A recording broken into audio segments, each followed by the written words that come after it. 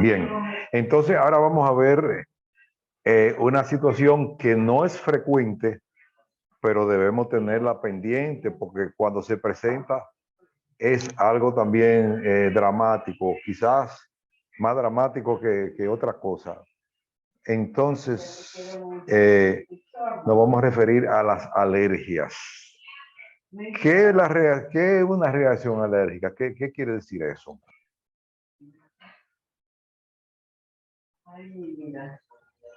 ¿Qué es una reacción alérgica? ¿Qué ustedes piensan que se produce en una reacción alérgica?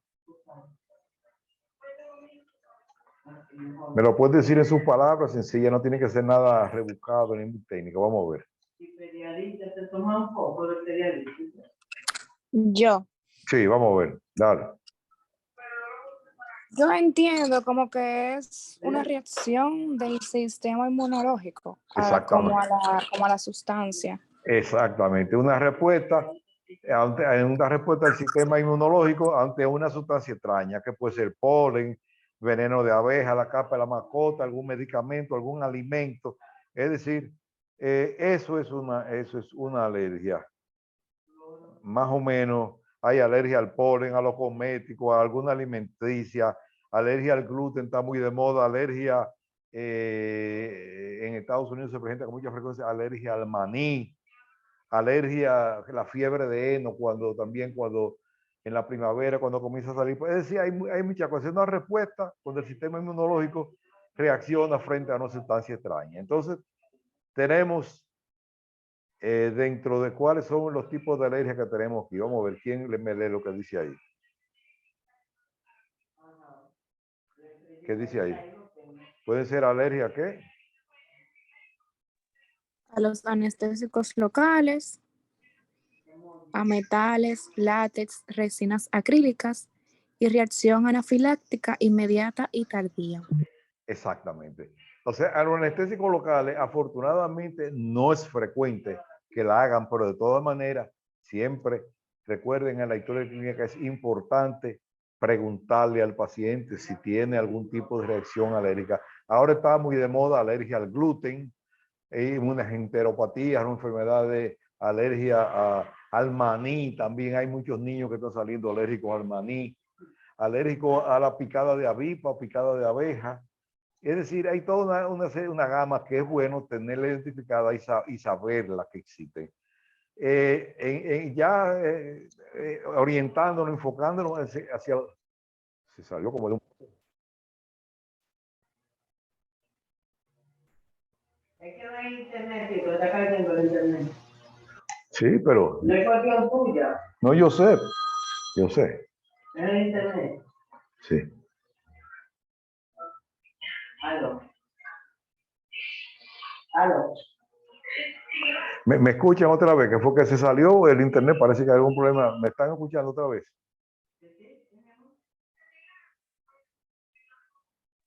Sí se escucha, doctor, pero se escucha cortado. Sí, se sigue cayendo porque el internet está malo aquí. Parece que hay problemas. Como está muy nublado, parece que... ¿Me escuchan? A la abuelita también se le está cayendo, dando clases. ¿Me están escuchando ustedes? Sí, profesor. Sí, doctor. Está mal. Sí, doctor. Se mal. Dígame si me escuchan, por favor. Se espanta rico. Sí se escucha. Alejandro, se espanta rico. Este pan tan rico. Ok. Dice que sí. Parece que usted a nosotros no. Déjame ver qué está pasando. ¿Y qué nuevo juego tú estás jugando ahora? Como que se fue desde un pronto aquí el internet. Y hable alguno a ver de ustedes. A ver. ¿No me escuchan? No está jugando Fortnite como yo. Sí, doctor, se escucha. ¿Me escuchan? Pero la diapositiva no se puede ver. Sí, doctor. Sí, ya llevo un lugar.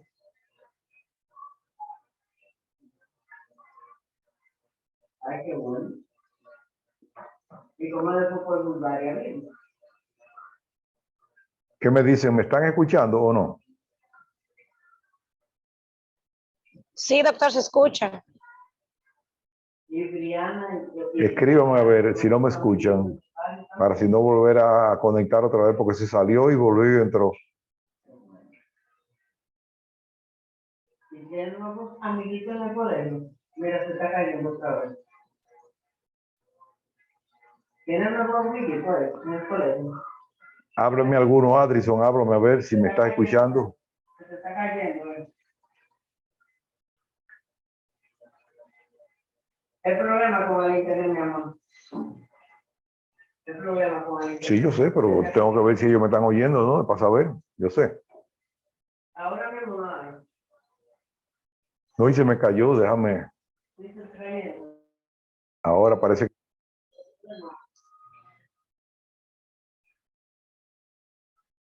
Pues ya cae, que el internet que está malo el internet. Y ahora, ¿me escuchan?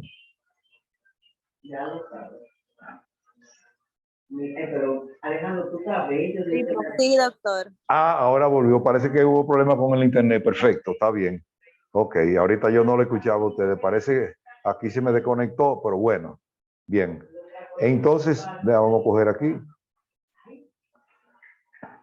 Entonces decíamos, bueno, hablamos que inclusive allá en la escuela tenemos algunos profesores que son alérgicos a los guantes especiales y guantes hipoalergénicos, porque los guantes convencionales le dan una reacción de contacto. Otro paciente muy raro, por suerte, que son alérgicos a las resinas acrílicas, a las prótesis le pueden dar irritación también, eso es otro. Entonces ya dentro de las alergias tenemos lo que es una reacción anafiláctica, que es una reacción bastante importante, que puede ser inmediata, es decir, que se produzca en el momento, o que puede ser tardía. Esas dos tenemos ahí. Bueno, vamos a ver entonces. ¿Qué medicamento se debe usar? El medicamento de elección en una reacción alérgica. ¿Quién me dice cuál es?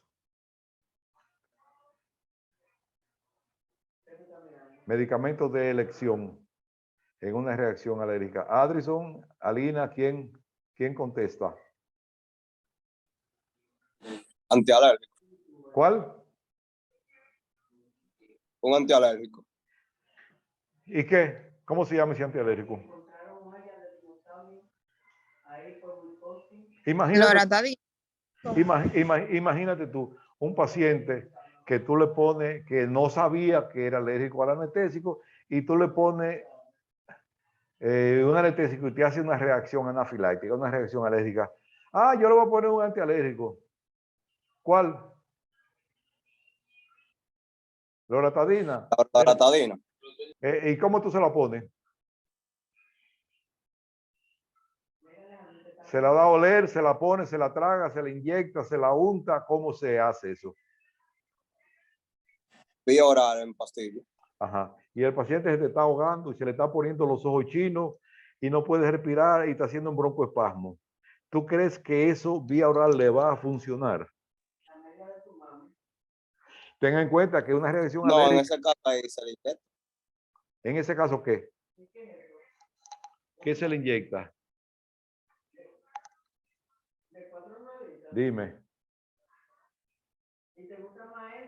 Repita. ¿Qué se le inyecta? ¿Cuál te gusta más? ¿Patinar con eso o con los otros? El antialérgico. ¿Cuál antialérgico? Son más estables. Tú tienes un antialérgico cualquiera, pero el paciente se te está asfixiando, se te está poniendo colorado, los ojos se le están poniendo chinos, así chiquiticos, y no puede tragar y está haciendo un broncoespasmo. ¿Tú crees que ese antialérgico va a actuar rápidamente antes de que el paciente se te complique? Ustedes saben cuál es el medicamento de elección de primera línea, de primerísima línea que hay que tener disponible. ¿Cómo se llama?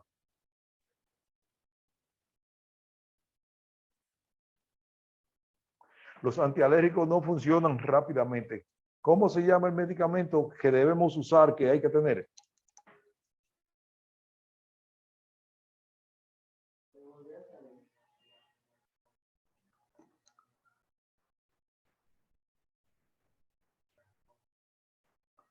¿Cuál es el medicamento Adrison, que tú me decías? ¿Qué medicamento que se debe usar? El medicamento de primera línea que se debe utilizar, ¿tú sabes cómo se llama? ¿Qué dice ahí?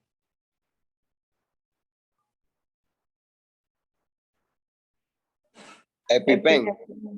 Eso es, y abajo, ¿qué dice eso ahí? Epinefrina. Ese es el medicamento que hay que utilizar, la adrenalina. Ese es el medicamento de elección de primera línea ante una reacción alérgica. Los medicamentos antialérgicos, el Benadryl, la Loratadina, la que sé yo qué cuánto, el difenidramina, Benadryl, lo que fuera, esos son medicamentos de acción muy lenta. En una acción rápida, lo que se requiere es eso, que se llama epinefrina, que viene en un autoinyector. Todas las emergencias de las escuelas en los Estados Unidos, en los países desarrollados, tienen ese medicamento que viene preparado así. Pero si nosotros no podemos tener, porque resulta caro, tener una ampolla de adrenalina, de esas que vienen en una cosita de vidrio, un empaque de vidrio, una ampollita y una jeringa de insulina, y tenerla ahí. Y en caso de que se presente una reacción subcutánea, se pone una inyección de epinefrina, de adrenalina, y eso hace abortar la crisis de reacción alérgica. Olvídense de los antialérgicos y la cortisona. Eso se usa después que el paciente ha salido del cuadro agudo, del cuadro crítico. Es adrenalina. No se les olvide eso. Hasta el fin del mundo, adrenalina. Y ese medicamento se llama EpiPen, que quiere decir epinefrina, que viene preparado, autoinyectable. Eso es el EpiPen. Ese es el medicamento. Olvídense de antialérgico, de Benadryl, de loratadina, de qué sé yo qué cosa. Eso no funciona con la velocidad, con la rapidez que se requiere. Un paciente te hace una reacción anafiláctica que te dice, no puedo respirar. Ustedes ven que se le comienzan a poner los ojos achinados, que se está hinchando la cara, se está poniendo colorado y te dice, no puedo respirar y está haciendo un broncoespasmo. Olvídense de otra cosa que no sea EpiPen, que no sea adrenalina. Métanse eso en la cabeza, que no se les olvide. Ese es el concepto que yo quiero dejar en ustedes. Vamos a ver, seguimos. Otra condición también que vamos a ver.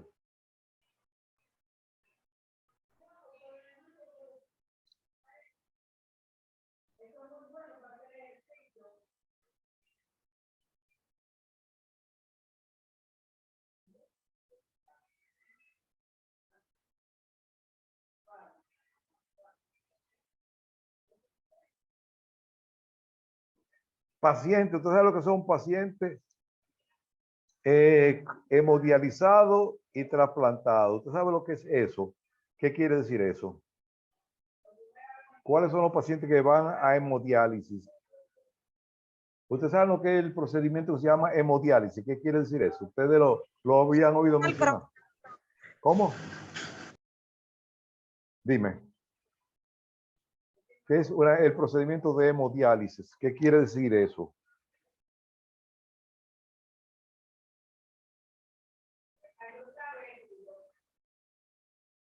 ¿Qué me dicen?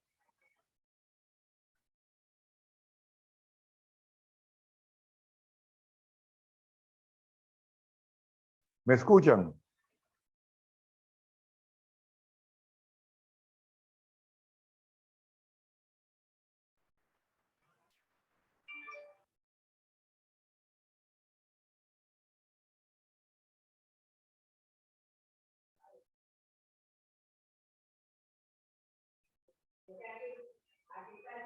¿Me escuchan ahora? Oye, que se está yendo ese internet, está terrible. ¿Me están escuchando ahora?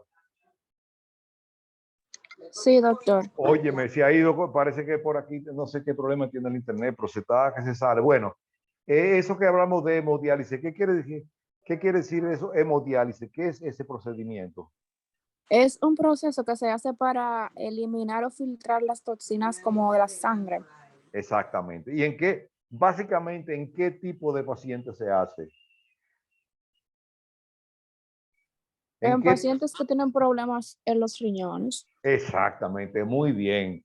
O sea, hemodiálisis, generalmente eso se hace en pacientes que han tenido insuficiencia renal, casi siempre consecuencia de una diabetes ya que ha evolucionado hasta el final y que ha hecho un compromiso de una insuficiencia renal. Entonces, la hemodiálisis y trasplante, eso es lo que se usa. Como ustedes pueden ver, los pacientes trasplantados, esa es una gingivitis producida por medicamento. Le puse esa diapositiva porque esos son, generalmente esos pacientes hemodializados toman cicloporina, que son medicamentos inmunosupresores.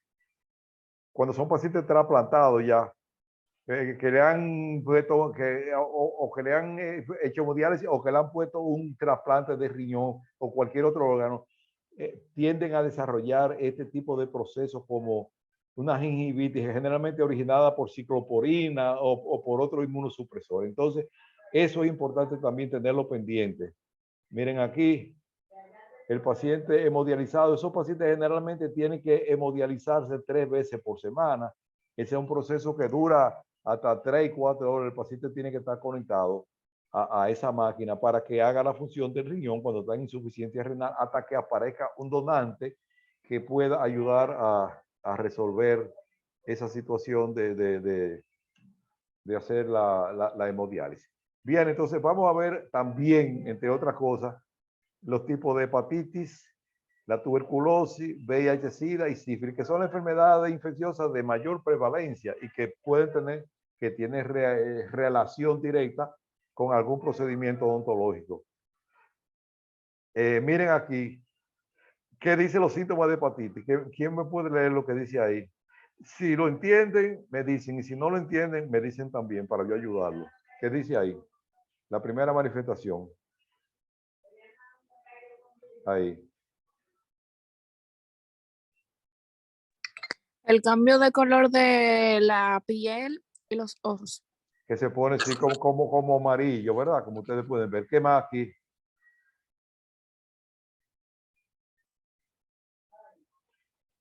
O sea, aumento de tamaño del hígado ahí abajo en el vaso. Eso se llama también, ¿dónde se encuentra el hígado? ¿Dónde se puede palpar el hígado? ¿Cómo se llama esa zona donde se encuentra el hígado?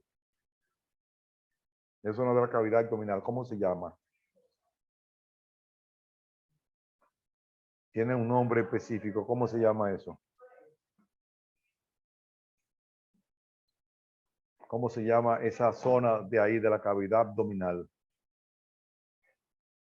Eso se llama hipocondrio derecho. Aquí abajo, ahí abajo en la costilla, abajo del lado derecho, ahí se palpa el hígado. Cuando hay hepatitis, hay aumento, hay lo que se llama hepatomegalia, aumento del volumen, del tamaño del hígado, hepatomegalia. Otra condición también que aparece como hepatitis, ¿qué dice ahí? Diarreas. Diarrea, y ese otro también, dolor de estómago. Dolor de estómago.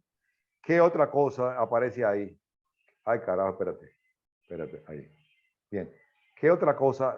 ¿Qué quiere decir eso? No saben lo que quiere decir. Si no me dicen, pero yo le digo. La orina oscura. Eso quiere decir la materia fecal es pálida. O sea, las heces fecales salen blancas porque hay problemas con el metabolismo de la grasa. Fíjense eso, ese es un signo. Los pupú salen blancos y los pipí salen oscuros, color Coca-Cola. Esos son signos importantes.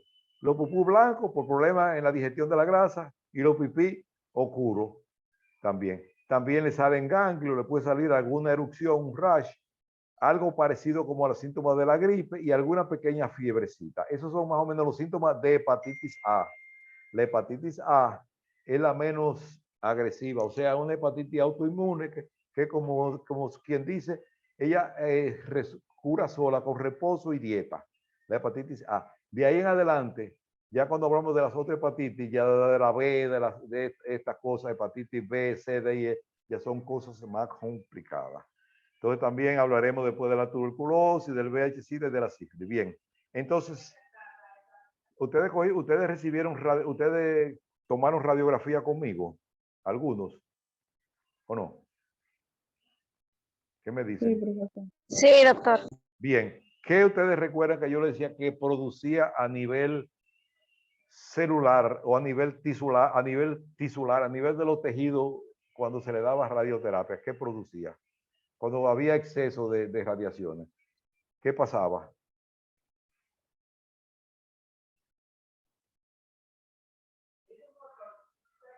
había hipoxia, o sea, reducción de la cantidad de oxígeno, disminución en la cantidad de células y disminución en la vascularización. O sea, esas tres H, hipoxia, hipocelularidad e hipovascularidad. Y a nivel de las células, ¿qué ocurría? Esto a nivel de los tejidos, a nivel de las células, ¿qué ocurría? ¿No recuerdan? ¿O sí? ¿Alguien recuerda? No podían reproducirse, doctor, no mis menos. ¿Cómo? ¿Qué se producía en los efectos de las radiaciones a nivel de las células? Reproducirse las células. ¿Qué podía? ¿Qué pasaba? Había conversión del agua intracelular en agua oxigenada y modificaciones en el ADN. Recuérdense que eso se podía transmitir a la herencia, que podía producir síndrome de Down, ese tipo de cosas. A nivel de las células, conversión del agua intracelular en agua oxigenada, y a nivel de los tejidos, hipoxia, hipocelularidad y vascularidad. También otra condición, ya como secuela de la radioterapia, es esa otra que se llama osteoradionecrosis. ¿Qué quiere decir eso? Explíqueme lo que es osteoradionecrosis. Ahí está dicho, están las tres palabras, osteo, radio y necrosis. Ese es un término compuesto de tres palabras. Vamos a ver.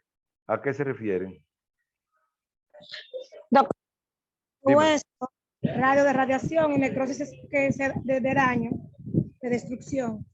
Pero entonces tradúcemelo, explícamelo, que yo no lo entienda, que yo lo pueda entender.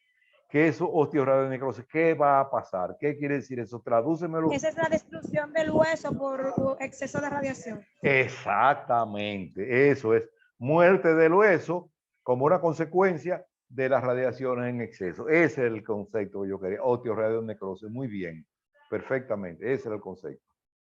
Estos son equipos de radioterapia y de cosas de esas que se los puse ahí para que lo vean.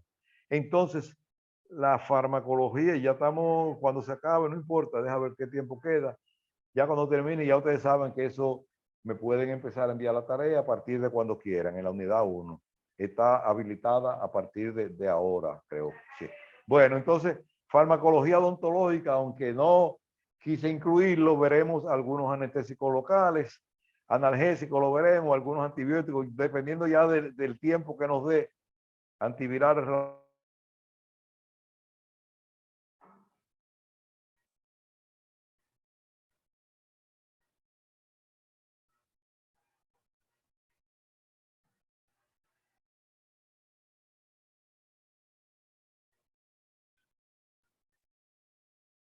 ¿Me escuchan? ¿Me escuchan? Sí, se escucha. Óigame, pero el internet está insufrible, ¿sabes?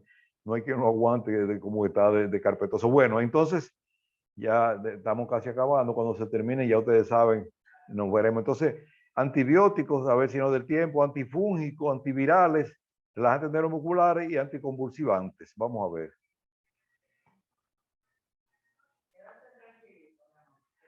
También describiremos algo de lo que es una biopsia, necropsia. Biopsia es cuando es en tejido vivo y necropsia cuando hay tejido muerto. Ahí se utiliza para mí de una manera incorrecta cuando dice le hicieron una autopsia. ¿Qué ustedes piensan? ¿Que es correcto el término autopsia? ¿Quién opina? No, porque tejido muerto y ópsia para tejido vivo. Te digo. No, yo digo autopsia.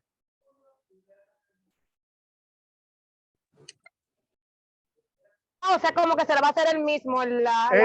Es exactamente. Auto de uno mismo. Exactamente, por eso que yo te digo, ustedes se fijan que yo soy medio fuñón a veces con algunas cosas. O sea, para mí el término autopsia no es correcto. El término adecuado es necropsia, porque es un tejido ya sobre un tejido, sobre un cadáver. Entonces sería el término correcto es necropsia. Pero alguna gente dice, le hicieron una autopsia. No, una autopsia no, porque nadie se está examinando a sí mismo, ¿verdad? Bueno, pero vamos a dejarlo ahí. No vamos a entrar en más chisme ya.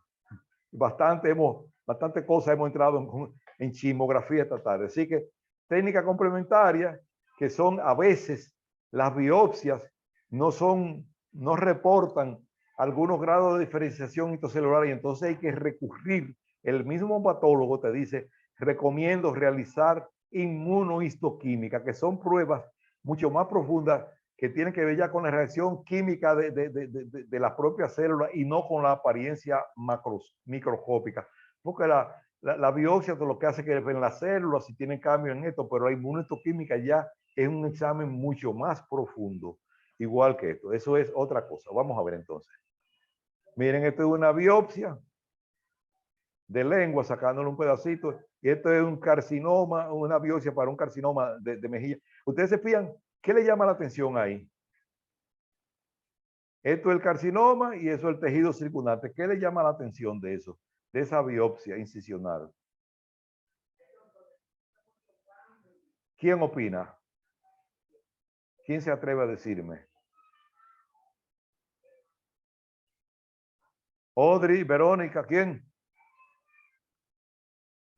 Alina, Andy, Adrison, ¿quién se atreve a opinar?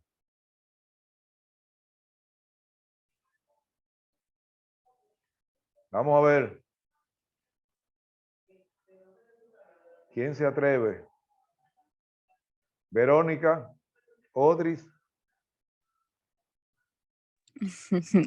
Diga. ¿Qué tú dirías de esa biopsia? ¿Por qué? Fíjate cómo yo le marqué eso así. ¿Qué quiere decir eso? Vamos a ver, dime. Bueno, le voy a explicar ya para que no se le rompa la cabeza.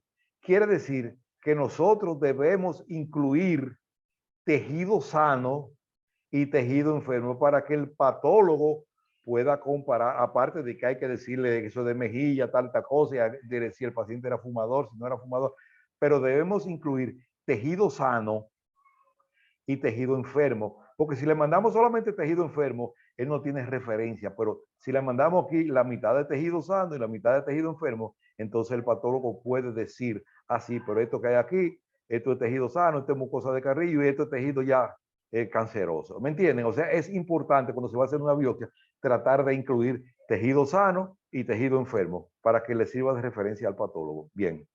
Aquí ya se puede hacer también lo que se llama una biopsia con punch, que es como un sacabocado que se pica un pedacito y se manda. Ese otro estilo también, que es menos invasivo, menos cruento, depende de la naturaleza. A veces para cánceres, tú puedes ya para confirmar, si quieres, puede hacerle para confirmar ya, le puede hacer una biopsia con punch, esto también. Patologías que se pueden generar en la mucosa oral. Puede ser por agente mecánico, físico, químico en la mucosa. Vamos a ver.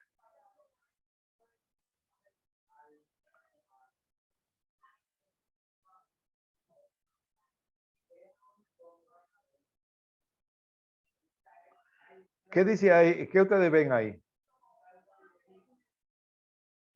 ¿Qué se ve ahí? En ese paladar. Como úlceras. Úlcera, exactamente. Ustedes pueden leer lo que está en esa eléctrica o está muy chiquita. ¿La pueden ver? Mujer de 80 años Se que lee. acude por dolor en el Está bien, paladar sigue. a la exploración intraoral. Observamos que la paciente es desdentada total y no tiene prótesis para sustituir las piezas perdidas. Se aprecian múltiples úlceras de bordes irregulares y halo eritematoso distribuidas de manera no uniforme por el paladar duro. La paciente reconoció comer con la encía alimentos duros, tales como pan y patatas chips. Se aconsejó dieta balanceada y aplicaciones de clorhexidina durante una semana. Las lesiones desaparecieron sin dejar cicatriz. Exactamente. O sea, que uno tiene que preguntarle al paciente, ¿y eso? ¿Por qué te salió eso? Ah, entonces bien. Entonces ya sabemos que la paciente no tenía dentadura y que comía cosas duras. Ya.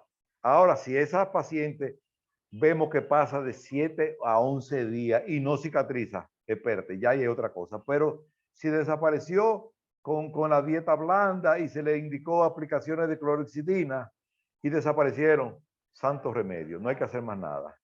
Aquí vemos también algunos agentes químicos que pueden producir reacciones, sustancias químicas, el látex, la resina acrílica, la vimos ahorita, resina compuesta, materiales de impresión, eugenol, Algunos pacientes también se meten aspirina, metales, ese tipo de cosas. Vamos a seguir. Esta condición se llama mucosa mordisqueada o morsiquiato buca, úlcera traumática, lesiones por contacto, estomatitis medicamentosa y estomatitis por contacto. Míralo aquí. Mucosa mordisqueada, ¿qué quiere decir eso? ¿Qué es eso? Eso es un hábito. Cuando el paciente se muerde el mismo, si el carrillo labial. Exactamente, o en el labio, donde fuera, es un hábito, vamos a decir, malsano del paciente de morderse la mucosa, el labio, a veces le puede salir un fibroma, le puede salir otra cosa, y eso se llama mucosa mordisqueada. Muy bien, exactamente, eso es. Úlcera traumática, se masticaba ahí en la lengua, tenía esa maña de morderse ahí en la lengua. Entonces, uno tiene que investigar la etiología cuando veamos una lesión primaria. ¿Qué fue? ¿Qué usted hace? Ah, no, yo me muerdo ahí. Hay gente que nervioso se muerde ahí o que se agarra y se chupa el carrillo. Es decir, todo ese tipo de cosas hay que llevarla, que darle ahí hasta el final. Entonces, úlcera traumática. Vuelvo y les recuerdo siempre, cualquier lesión en la boca que pase de 7 a 11 días y no cicatriza, hay que pensar en algo maligno hasta que se demuestre lo contrario. Muy bien.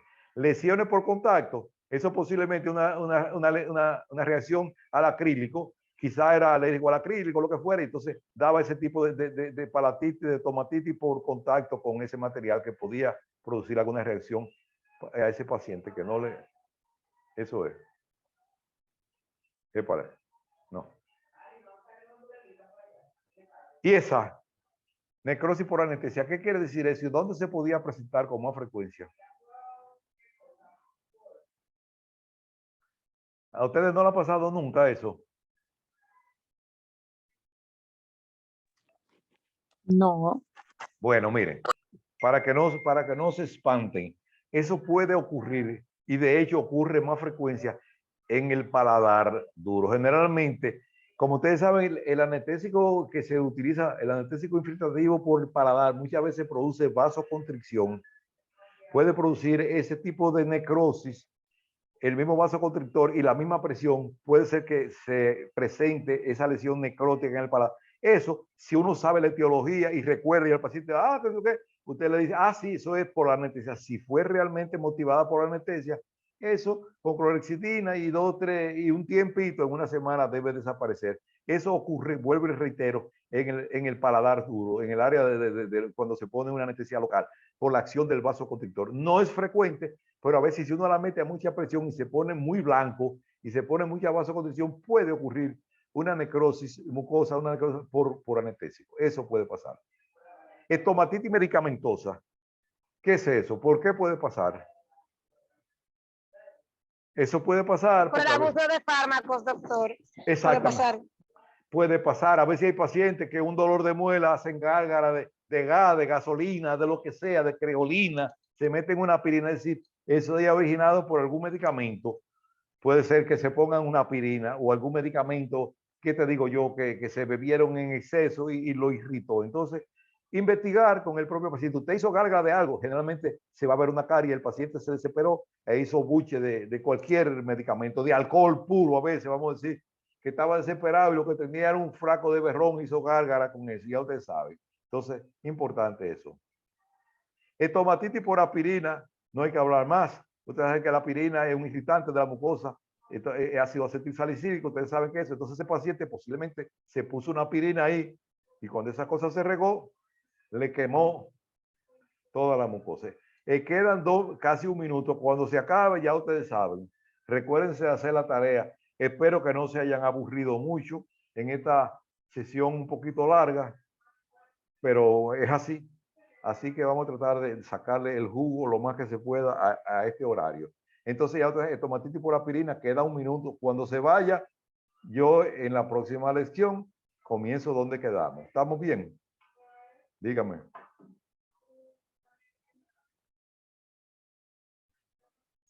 Vamos a ver ahora algunas lesiones que pueden ocurrir por irradiación. ¿Quién me la puede leer? ¿Qué dice ahí? Vamos a ver. xerostomía, mucositis, alteraciones dentarias y osteoradionecrosis. Muy bien, esas son lesiones que aparecen cuando el paciente ha sido irradiado en exceso. Bien, queda menos de un minuto. Ya ustedes saben, cuando se corte, seguimos ahí. ¿Qué es la primera de esas lesiones?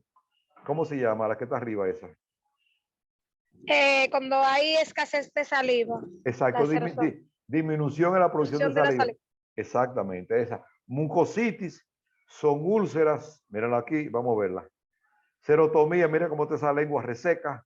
Ya ustedes saben, si se va menos de un minuto, ya posiblemente se vaya. Serotomía, mucositis son úlceras que aparecen como secuela de la radioterapia. Eso es una mucositis. Eso se ve con mucha frecuencia en pacientes irradiados.